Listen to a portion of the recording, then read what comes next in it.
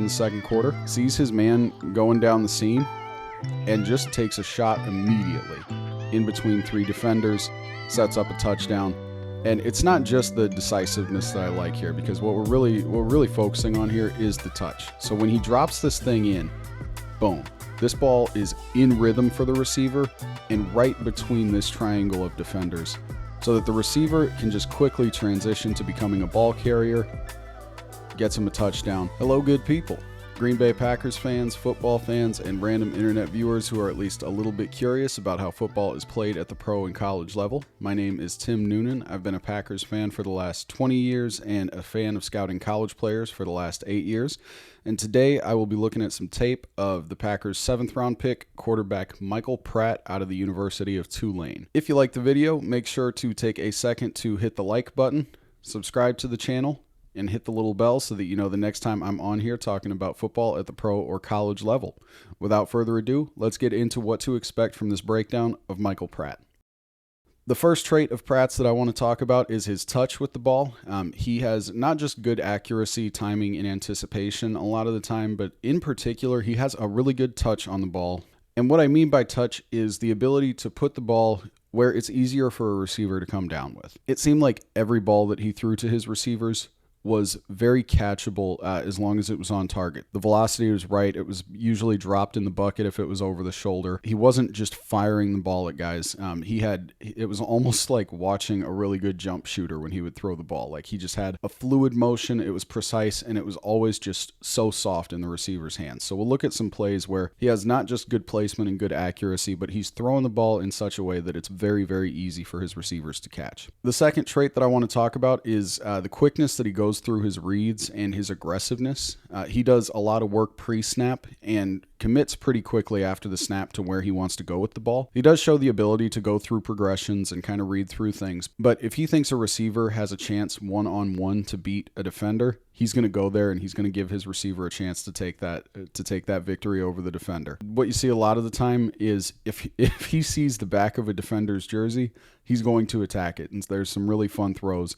And I think it fits well with the Packers receiving core. If he ever has to slot in as the backup quarterback, I think it fits well with this core to have a quarterback who is ready to just kind of gun and let the receivers make their plays. In the third section of the video, I want to talk about one huge area of growth for him, which is just getting the ball out of his hands and not taking unnecessary sacks. Part of the aggressiveness that he has is he really wants to make a play every single play. And it's not always a home run play, but he just always seems to want to hang in there and make sure that he can always get a completion, or he can always run for 7 yards rather than checking down. And he does throw check down passes, but way too often he ends up taking unnecessary sacks and puts his team in a tough position. In the final section, I will share where I think he fits with the Packers, as well as his draft grade compared to the draft grades of other quarterbacks in this class.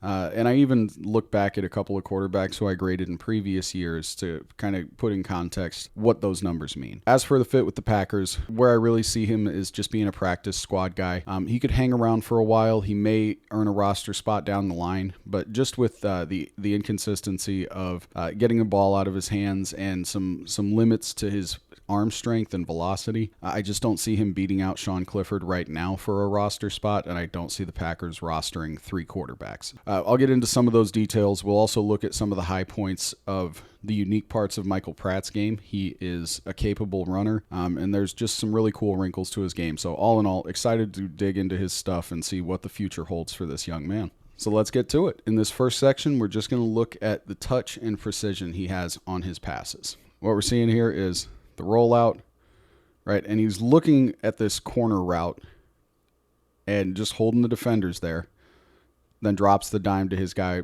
right behind those defenders. And when you slow this down, in particular, what you see is as he's rolling out to his right, his head snaps back to the left just a little bit, and he sees his receiver in the soft spot, but just wants to manipulate those defenders for another tick while he gathers the ball and then goes back to his guy. That ball is placed perfectly on the run, off platform. And Pratt did like to roll out to his right, and he liked to target the right side of the field in general. So this is his sweet spot. This is a place he's very comfortable with the ball, and just delivers a very nice throw. Solid play here. Against USC in 2022, throws a ball with some nice anticipation to a guy who is wide open for a split second down the seam. Just absolutely no waiting there. Throws the ball before his receiver has the head turned because he knows his guy is just going to be open. Throws this ball down the seam, not straight up the field, up the numbers, because the safety, if the ball is thrown too vertically, that gives the safety some time and space to go and get that ball. But obviously, if it's thrown short, there's a linebacker underneath. There's a defensive back right behind him. So he just has really nice placement on this ball down the seam. Right at the end of the game, this is in the fourth quarter, 22 seconds left. Tulane ends up getting the ball in the end zone on this drive. This was a really cool game in 2022. And this play with 22 seconds left sets up the fireworks at the end. Not going to spend too much time on this play, but against East Carolina in 2023, he had some nice touch on a ball at the line of scrimmage just to set up his receiver in the flat to move upfield. Right? Just puts that in a spot where his receiver can then run after the catch and get pretty close to a first down here. And Tulane's offense had struggled in this game up to this point. So in a 2nd and 8, just really nice late in the third quarter to give the offense a chance just to set up a short yardage situation in the other team's territory. And, this play, there's nothing developing downfield, and this flat could easily be something that a quarterback just puts right on the receiver at the 30-yard line and gives him a chance just behind the line of scrimmage to make a play. But I like the touch that Pratt has here to lead his man to the line of scrimmage so that he's carrying some momentum towards the sticks. Not a super exciting play, but it's one of those little things that if you do that well, time after time after time, it really becomes important to an offense to keeping drives going. Against South Alabama in 2023, he gets rocked on this throw, but delivers a dime right in the bucket to his man down the field. Tulane did like these shot plays every once in a while, and this feels very much within Michael Pratt's personality. Just to stay back there, hang in, take this hit, and just deliver an absolute dime down the field. And this is kind of what I'm talking about when I say it feels like almost like watching a jump shooter. Like you see him throw that thing, man. He's throwing it almost like he's shooting a basketball. Another one a little bit later in the second quarter, sees his man going down the seam and just takes a shot immediately in between 3 defenders, sets up a touchdown. And it's not just the decisiveness that I like here, because what we're really focusing on here is the touch. So when he drops this thing in, boom, this ball is in rhythm for the receiver and right between this triangle of defenders, so that the receiver can just quickly transition to becoming a ball carrier, gets him a touchdown. Just an all-around great throw. He leads the receiver but doesn't throw this thing like a laser, so that the receiver can easily transition, like I said, to becoming a ball carrier. And it's a great throw.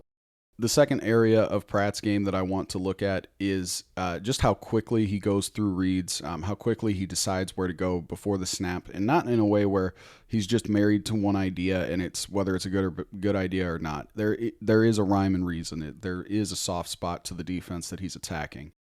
He's clearly played a lot of quarterback in his life, and he can recognize the soft spots in defenses. He identifies them quickly, very often before the snap. And he just rips passes, and he is not afraid to throw into a tight window to give his receiver a chance to make a play. The aggression he shows does not come with the risk of a turnover. The aggression he shows comes with the risk of an incompletion, a difficult catch for a receiver to make. But frankly, I just like that in a quarterback. It's one of the things that I have my qualms about Brock Purdy here and there. But one thing that you can't dispute about Brock Purdy is that dude is aggressive. He rips that ball. He gives his athletes a chance to go and make plays. And so Michael Pratt does that as well. And what we're going to see here on this first play against UCF here is sees something at the line of scrimmage, checks to another play, sends his receiver way out to the sideline. And the defense shows some kind of like zero coverage look. Maybe they're showing this buzz zone where a safety might hang over the middle of the field right at like the 45-yard line here. But really, it just looks like man coverage. This corner is going to cover this guy out here. This corner is going to cover the guy over the hash. And then let the chips fall where they may. After the snap, the defense rotates into some kind of like cover 2. And Pratt immediately just rips this ball out to the soft spot where the defense is transitioning. So what you see here is just immediately goes out to that receiver in the soft spot of the field, and the receiver takes it from there. He's so aggressive on this play. I absolutely love it. Like, he knows where the soft spot of the field is. He's going to run to that space because he does have limited velocity, so getting a little bit closer to that receiver just helps him get that throw there more on time. And he just puts a nice ball on his man. Receiver takes it from there. Just great aggression to attack the zone as it's switching. Against USC in 2022 here, we're going to see aggressiveness, touch, placement, anticipation, everything on this play. So just from this field view, obviously puts the ball on his man. Defense kind of falls apart here. Anytime that you have three defenders in front of a wide receiver, one of those guys has to tackle the receiver. So I'm not going to pretend like there isn't a blown defensive play here. USC is in shambles on this one. I get it. What Pratt does on this play is he just attacks a linebacker, right? He says, I'm going to make this linebacker make a play. And linebacker doesn't get there. Hand misses. Not only has he attacked the linebacker, he's put the ball on the backside shoulder of the receiver, and so the receiver has to turn towards that shoulder to make the catch, and that drives him further upfield. And from there, his guy is off to the races. The receiver does a great job on this play to run after the catch. I'm not saying that Pratt's ball does all of this on this play, but what I am saying is Pratt's placement to put the ball on the backside shoulder of the receiver helps the receiver drive vertically upfield rather than pulling him further over the middle where there might be more help from the defense. And that sets up this opportunity for the receiver to go and hit a home run. This is one of my absolute favorite Pratt plays. The defense rolls into some kind of cover 4 looking coverage here. It might be a cover 3. Whatever it is, this guy that's on the defensive line ends up going out to the zone near the sideline on the first down marker. Now, while that defender is running towards the sideline, Pratt just throws it right past the back of his jersey towards his receiver because the defensive back over the top here just bails and sets up a nice first down for the offense. I mean, this is just really quick, really decisive, really aggressive. Attacks the back jersey there. And Pratt just likes to attack the backs of defenders' jerseys. And that's something that I really like in a quarterback. Like, this guy, this kind of aggression, this calculated aggression is something I love from a quarterback, because if you're throwing at the back of a jersey, the odds of you getting it to your man are really high. Trail technique is useful. It makes life hard on quarterbacks and receivers. But if you have a quarterback who is aggressive and can put touch and placement on the ball, trail technique and any pass coverage technique that puts the defender's back of the jersey towards the quarterback, it's just tough. It's not the most effective coverage against aggressive quarterbacks who can place the ball in spots like Pratt can. His aggression is not just in attacking defenses, but his aggression is also in being able to hang in the pocket. So what we see here is there's a pass rusher that comes free, and he just waits for his guy to get open over the middle of the field. Right, this is a 3rd and 7. This doesn't get you to a first down marker, but you know what? Sets up a 4th and 2 in a 3-point game. This is a really important play. This is a play that keeps your team in position, keeps your team fighting. And one thing that I do really appreciate from Pratt is that seems to have rubbed off on his teammates. I don't know if it comes from him. I don't know if it comes from his coach. I don't know if there's just a great culture in that locker room. But these guys, watching these games, the Tulane team fought hard, especially in this game against Southern Methodist, where they ended up in a hole at the end of the game, and they have been in some tough spots. We'll get into more of those details later in the video. But that team just kept fighting. No matter how out of it they really were, they kept fighting, and Pratt seemed to be one of the major leaders of that, if not the major leader. Again, I don't know if that comes from the coaching. I don't know if it comes from Pratt. I don't know if it comes from the locker room. But when a team fights like that and the players are moving down the field, down 9 with a minute left, no timeouts, that kind of thing really, to me, speaks to a quarterback having a positive influence on the guys around him. Now, in this 3rd section, I'll talk about kind of the flip side of Pratt's aggressiveness. And I think his aggressiveness comes from, wanting to make a play. I think it also comes from a lot of confidence that he has, not just in his arm, but in his legs to go and make a play and extend plays and create windows for his guys. He seems to have this unshakable faith that if he holds on for another second, the best play ever is around the corner. And he makes some really cool plays in that effort, but he also puts himself and his team in really compromising positions sometimes. Against East Carolina, what we see here is nobody's open downfield pretty quickly. The running back is open in the flat. He hitches up. When he hitches up, he's facing this side of the field. Just get it out, get it to your running back, give him a chance to make a play in the flat.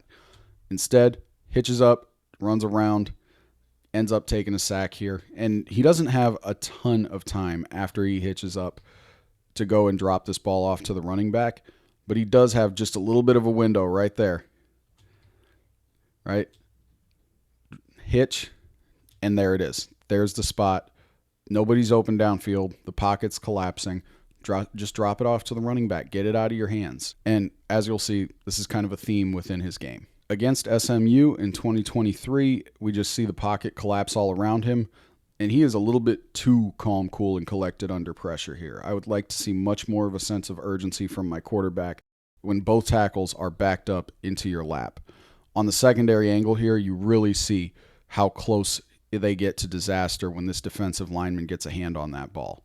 This is a no-go, right? This defensive lineman's hand fully on that ball. Pratt needs to get out of the pocket, get the ball out of his hands, something before that point. And I really like his aggressiveness. I like his confidence. I like that he is so calm when things are kind of breaking down in front of him. That said, you cannot be so calm that a defender has a chance to palm the football in your hand. And I understand. It's 3rd and 5. You want to get a first down. At the very least, you want to get some yards so that your punter isn't in the back of the end zone on 4th down. So totally get that, but also situationally, it's 7-7. It's the second quarter. If you have to clock it and just go from a 4th and 5, you know what? It's what you got to do. Now, later on in this game, there's much more of a sense of urgency. It's 3rd and 5. Tulane is in their own half of the field, and Pratt wants to make a play down 6. But what ends up happening here is the nightmare scenario. Fumble sack. Southern Methodist gets the ball. They're already up 6. 11 minutes left in this game. This puts them in a position to run the clock out a little bit. They end up scoring 3. So then Tulane goes into their next drive down 9. And it's not an impossible situation, but it's just a situation that you don't want to find yourself in. If Pratt can get this ball out of his hands, just set up a 4th down. Let the punt team take care of it. You have 3 timeouts. There's 11 minutes left in this game. Just let the defense take care of it. If Southern Methodist is going to come down and score, they're going to come down and score anyway. Don't give them a chance on the 20-yard line to go and do that. Against East Carolina in 2023, we see him dodge some tackles, and he is impressive when it comes to breaking tackles. Like, he does it fairly frequently. I don't know how frequently it'll happen in the NFL because a lot of those tackles are against East Carolina, South Alabama. But I like the playmaking early on, especially in this play. He's kind of just dancing around trying to stay upright just so the play can initially develop. But what I don't like is everything after this point. So his eyes are up downfield. If a guy is open, you rip it. Great. I'm presuming nobody's open. Totally fine. But he goes and tucks and runs. And it's pretty clear, you'll see when he goes down, he's just trying to get back to the line of scrimmage. And I don't fully understand what the idea is here. I think he's not really trying to run the clock out. Just throw the ball away. You're going to end up back at the line of scrimmage. A little bit more clock to work with if that matters to you. But what he ends up doing is just sitting down and taking a really unnecessary hit, a tough hit. And that's a scary place to see your quarterback. He looks flattened out, and that's really scary, man. Very shortly after in this game, tries to cut up field, and I think you see the limit of his mobility here, right? We'll see it later on in a few clips. He's a pretty good runner. He's got good vision, and he's a decisive runner when he decides to tuck and run. But there is clearly a limit to his athleticism, and he's not just able to blow by just anybody. Now, what really scares me on this play is I imagine on a Sunday, let's say they're playing against the Buccaneers. The guy over the middle of the field is Vita Vea. They're going to Brazil to play Philly this year. If Pratt ends up in this game and makes a call like this, the guy over the middle of the field is Jordan Davis. And you get one of those gigantic NFL defensive linemen at your knees like that, you're risking a torn ACL. You're risking like an evaporated ACL. Now, I don't want it to be all doom and gloom. We've seen him take some hits. We've seen him hang in the pocket a little bit too long. But overall, actually, I would say those sacks, while they are big drawbacks to his game, overall, I like where his pocket presence is at. He's got some stuff to work on. But on this play, the offense has 7 blockers, and they have 3 receivers going very deep. This is within Michael Pratt's personality. This is within the offense's personality. To have this shot play, to have all these blockers out here just to buy time to try and take a deep shot. And I really like his pocket movement here because his eyes are up. He tries to let this play develop, peeks back there, sees the defensive lineman on his butt, and just runs upfield, gets a nice gain, scoots close for a first down. And this is the bright side to Michael Pratt's pocket presence and his aggressiveness and willingness to run. There's definitely a potential downside. But that aggressiveness, I think it can be a good thing. It can be a bad thing. It's just what situations does it pop up? And as a professional, I'm hoping that he develops that sense of when to pull the trigger and when to just cut bait, live to fight another day. The last thing that I want to look at in this areas of growth / limits segment of the video is just one limit that I've noticed, which is the velocity with which he throws his passes. So the ball just doesn't come out like a laser. He throws the ball with touch. He takes advantage of good placement, but he is not rifling lasers. And sometimes that means his throws are susceptible to getting batted down, or defenders just have a better window to attack his passes from. So on this play, what we're seeing here is tight end comes over the middle of the field. The tight end has good separation from the defender. Pratt throws the ball right when the tight end comes open, but the velocity that he throws it with means the defender has a second to get there, and it just really shows the limit of his arm strength, right? He can get the ball downfield, and I'll show you a play later of him pushing the ball down the field. But the concern I have here is more just about the speed with which that ball gets to his receivers. So, right, tight end comes out, he's free, there's space, and that ball just gets batted down. Watching this in half speed, what you're seeing here is the tight end breaks on the route, and when the tight end breaks, look, there's all this space. Pratt is in the throwing motion, and that throw is fast. Like the arm motion is quick. The defender is a solid yard, maybe 2 yards from the tight end here, and the ball is on the hash mark. So everything here, like the timing of the decision, the placement of the ball, everything is there. Watching from this second angle, you just see it from a different vantage. And if this is just a split second sooner, that's a completion. And there's not really anything Pratt can do about that.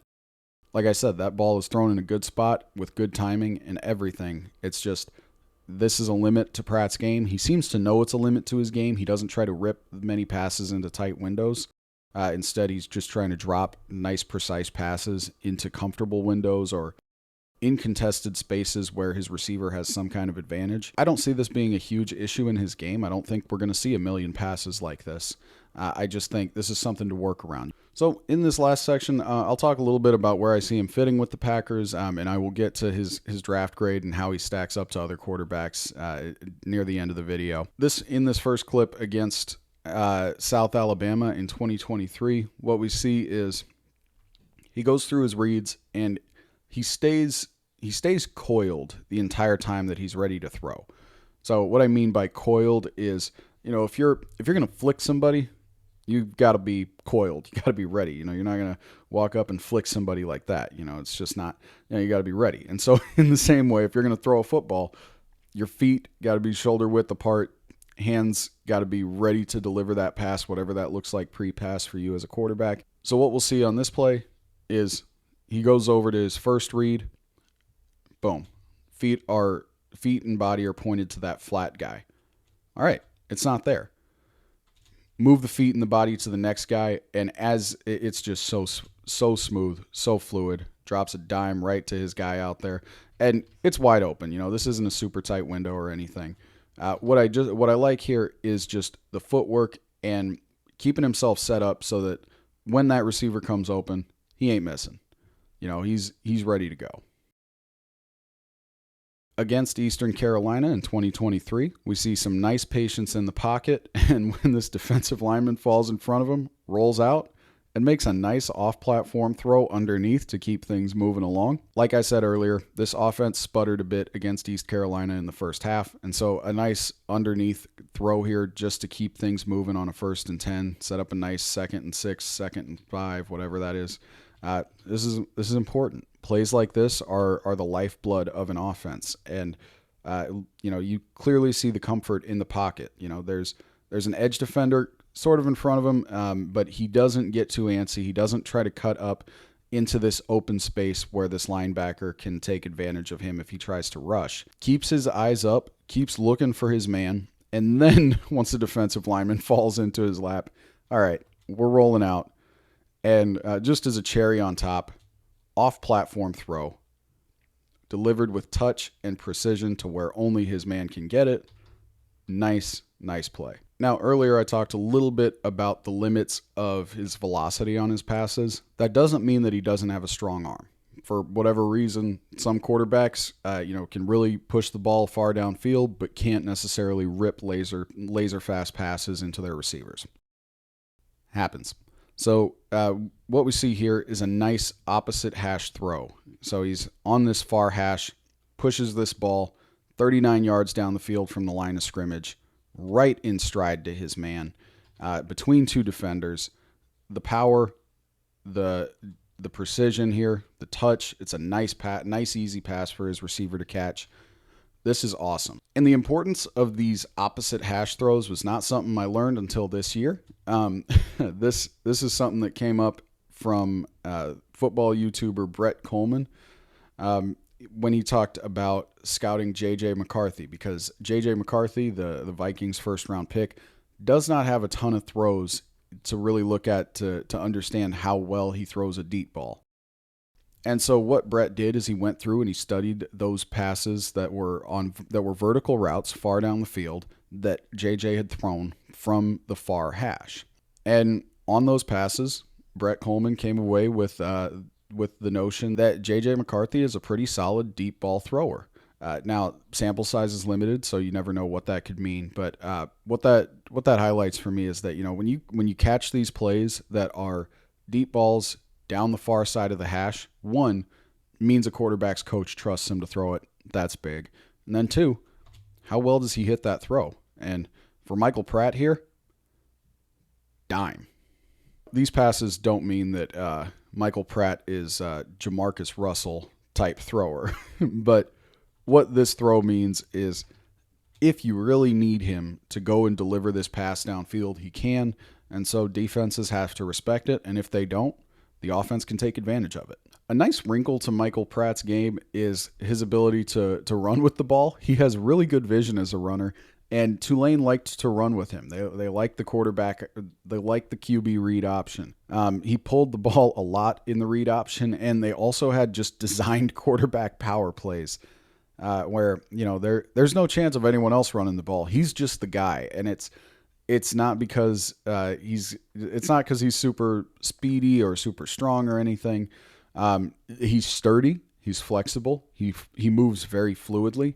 And all those things combined make him a really solid runner because he's also got just really good vision as a runner. So what we're seeing here is Tulane is up 10, ready to put the nail in the coffin against UCF. And boy, does Pratt put the nail in that coffin. Just 20 yards downfield on a run. This is absolutely back-breaking stuff. Just read option, defense bites, and he makes them pay. There's one defender that can account for him, and he makes that guy miss, and that's just a tough day at work for UCF. And even when run plays aren't designed for him, like here against South Alabama in 2023, we just see him be a very decisive runner when other avenues just aren't going to work in the pass game, and takes advantage of South Alabama here, just completely opening up the middle of the field. And I love the aggression here. If you see this space open up in front of you, yeah, go get those yards. Go get that first down. And he does this frequently. And closing out here, just want to end on a note that I think just exemplifies who he is as a passer. Just attacks the trail technique on this defender here. Decides he likes the one-on-one with his receiver.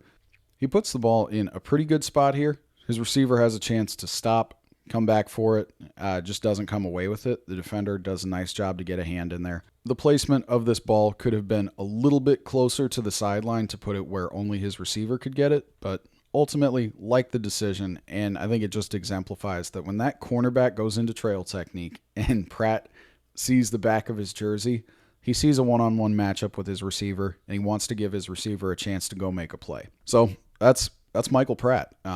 I think he's a great 7th-round pickup. You take a flyer on him, create a little bit of competition with Sean Clifford. Maybe he beats him out. I don't see that as the most likely outcome. If he's going to be around the organization, I see him hanging around the practice squad, and that being more of how he stays on the team. Now, here is where I think he stacks up against other quarterbacks in this draft class. Obviously, Drake May, Caleb Williams, those guys are different level. I didn't throw Jaden Daniels on here. I didn't watch a ton of Jaden Daniels. Didn't want to throw a number next to his name. I think Jaden Daniels, it looks like a lot of fun as a quarterback. It looks like he has he looks like he has a nice arm, but I don't have a grade to throw on Jaden Daniels. But what I saw from Caleb Williams obviously is just insane touch. Really cool placement of the football.